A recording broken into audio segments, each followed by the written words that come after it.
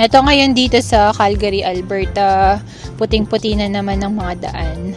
Madami ng mga nagsasarang mga store ngayon. Hindi ko alam kung ano to before. Ito, hindi ko alam kung anong meron dito pero empty na guys. Na-experience ko din namang ma-lay off before dun sa dati kong work. Sa Canada, hindi naman natutulog yung mga bills. Hindi naman sila napopause or na-stop. Tuloy-tuloy pa rin. May work ka man or wala.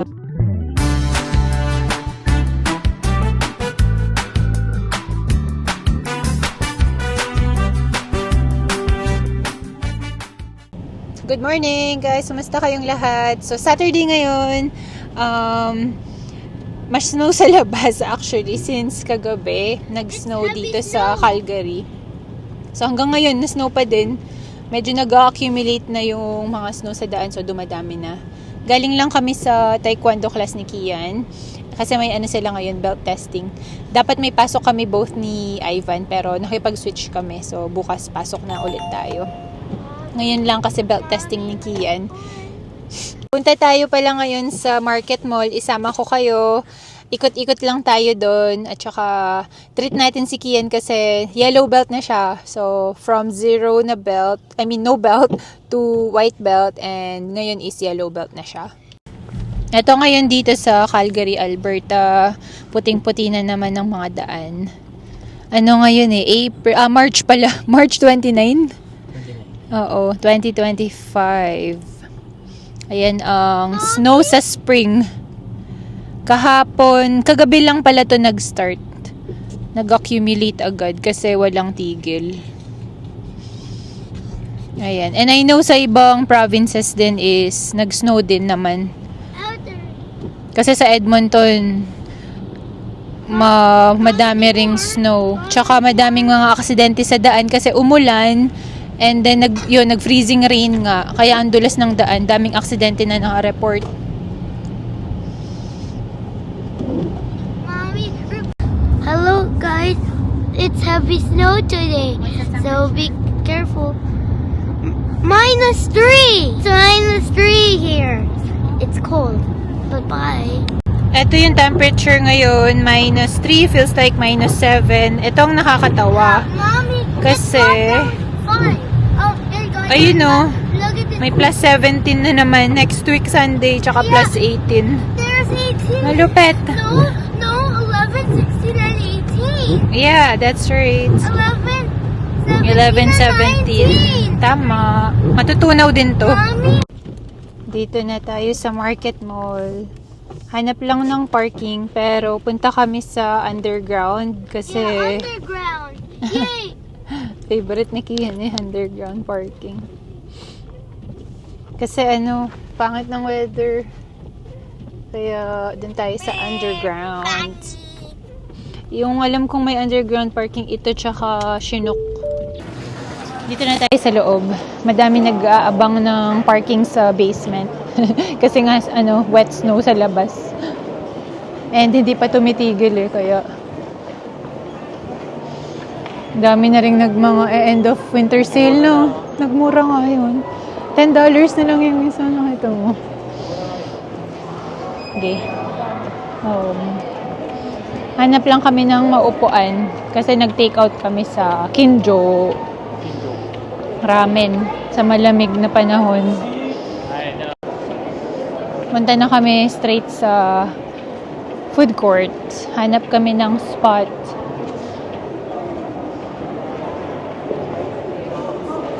Yun yung treat natin kay Kian. Enjo na manok. Tsaka ramen.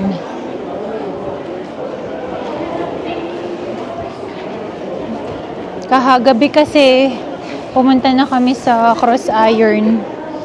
Naglakad-lakad after nung work ko. Dito naman tayo sa Market Mall, maiba. Madami ng mga nagsasarang mga store ngayon. Hindi ko alam kung ano to before. Pero sarado na siya ngayon. Madami ng mga nalulugi ng mga stores. Wala masyadong mga nabili. Mamaya, pakita pa namin sa inyo yung mga ibang stores na nagsara. Kahapon sa Cross Iron, madami rin kaming nakitang mga nakasara na nohan ko. Ito, yung ramen na tinake out namin. Sobrang mura at masarap pa yung ramen sa Kinjo. Kaya talagang binabalik-balikan namin. Sobrang creamy nung sabaw. Hi, Han. Yan. Tsaka manok, kabaragbag na manok. Itong lahat ng to 53 lang. Pati yung kay Mamsi. Hi, Mamsi. Remember the egg?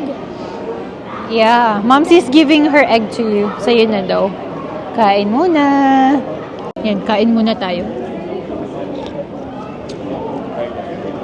May mga namit pala kaming kabayan kahapon na nakasubscribe sa channel natin. Hindi ko lang nalaman yung pangalan niya. Mommy, Shoutout sa'yo. Mommy, it's gonna be my egg. One for you and one for me. That's yours. Ayun, namit namin kahapon sa Cross Iron. Kaya lang, kahapon kasi random lang yung pagpunta namin doon. Walang plano. So, hindi ako nag-vlog kahapon kasi. And may na-meet din si Ivan, nahan ko. May Sa mga... washroom, shoutout po. Mommy, I wanted that. Hindi na I wanted to sit natanong. there. You wanna sit here? O, dito ka. Hindi na natanong yung mga pangalan pero nakipagkwentuhan naman kami. So, ayun. Salamat sa panonood. Yan, kain muna tayo. Galit na na. Galit na. Muna. Sige po, para po may space. Galit mo na. Like this. Ito yung niya, treat. Dahil nag-yellow belt siya Because kanina. you will get a yellow belt. Good job. So, count 1 to 10 in Korean.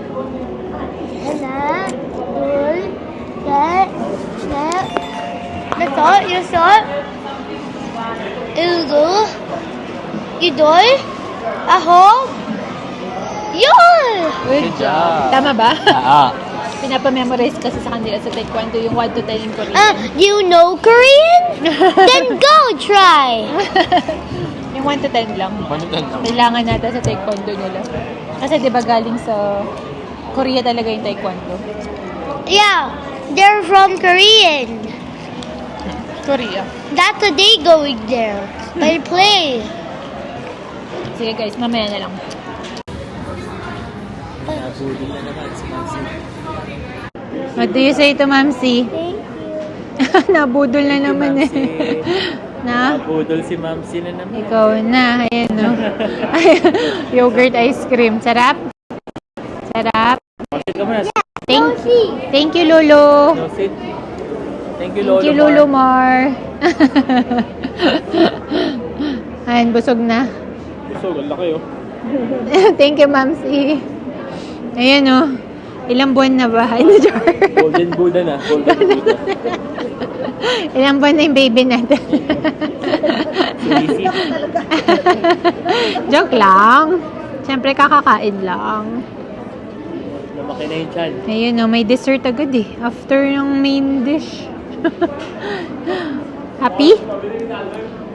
Oreo? That's Oreo good. ba? No seeds. No seeds. Last time kasi yung binili nila raspberry. Masit. Mas seeds. Lakad-lakad na ulit kami. Magpapababa nung kinain. Ito si Kiyon.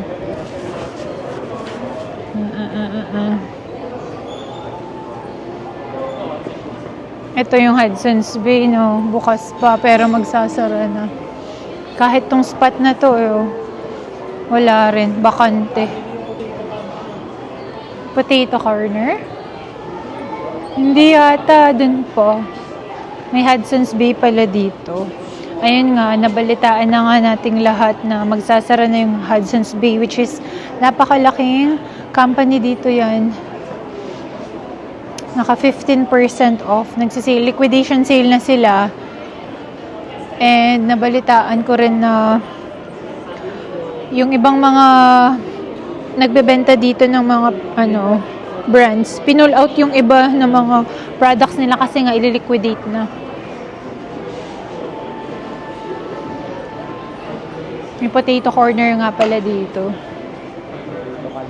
Ang masarap sa potato corner dito, ma-powder, no? Powder dito Pero yun sa Pinas, hindi pala masyado, no? Nung umuwi kami dun sa amin sa Pampanga, ewan ko kung yung branch lang ba na yun. Pero hindi ma-powder. Yun dito na potato corner is ma-powder talaga. Ngayon. Ito yan sa Market Mall. Malaki pala yung Hudson's Bay. Ito pa pala yung kadugsong niya. No. Ay, tignan ko nga. Last day. Ayan, closing sale. Last day for returns with receipts prior to March 25th. Purchase prior to March 25th is April 6. Ayan, closing sale na. Returns will not be accepted. Effective March 25th. Wala na. Though hindi kami nabili dito. Wala na masyado, no? Tignan natin. Oo. Ayan, may mga empty racks na. Meron pa rin yung iba. Kaya lang ginawang 15% off lang eh. Kaya kawawa yung mga ibang brands. Kasi discounted na yung mga products dito. 15% off. Ayan, no? Ayan yung mga prices nila after the 15% off. Maliit nga lang yung 15% off kung iisipin mo, nahan ko. Kaya lang kasi puro branded dito. Kaya nga hindi kami bumibili. Mahal pa rin, nahan ko. In fairness, nalilimas na yung nauubos na. Ayos sa bagay. Discounted mo pa rin mabibili eh. Herschel ba to? Oo nga. Pa-Offer siya na Herschel na bag. Kakaiba to. Baka lumigin yung gamit mo eh. Nakadulumigin yung gamit. Grabe siya. Ayan. So, magkano kung sakali? Tingnan mo, 115 to 15% off lang. So, minus $15. $100 plus tax.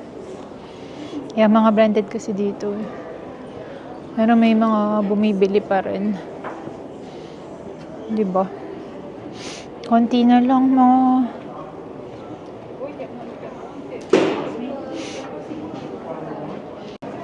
Ikot-ikutan natin siya. Dahil, ayan, tulad nitong rack na to, hindi ko alam kung anong meron, pero ubos na siya. Mukhang mga bags. Ito rin.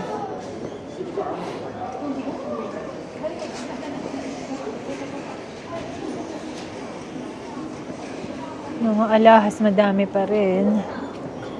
Pero 15% off din yan. Ito ang presyo ha.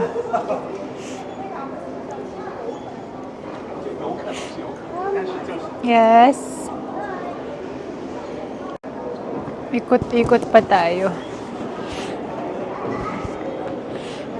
Dito banda halos wala na. Wait lang. Ilakad ko kayo. Hindi ko makalimutan tong Hudson's Bay na to kasi sa Winnipeg, every single time na dadaan kami sa Polo Park, pag magpa-park kami is dun sa may Hudson's Bay side. Laging Hudson's Bay ang madadaanan mo. Ito, hindi ko alam kung anong meron dito pero empty na guys. Nasimot na ng mga mamimili. Kahit dito. Hindi ko alam anong ipapalit dito sa spot ng Hudson's Bay. Pero, ayan. Napakalaking spot pa man din ng kuha nila.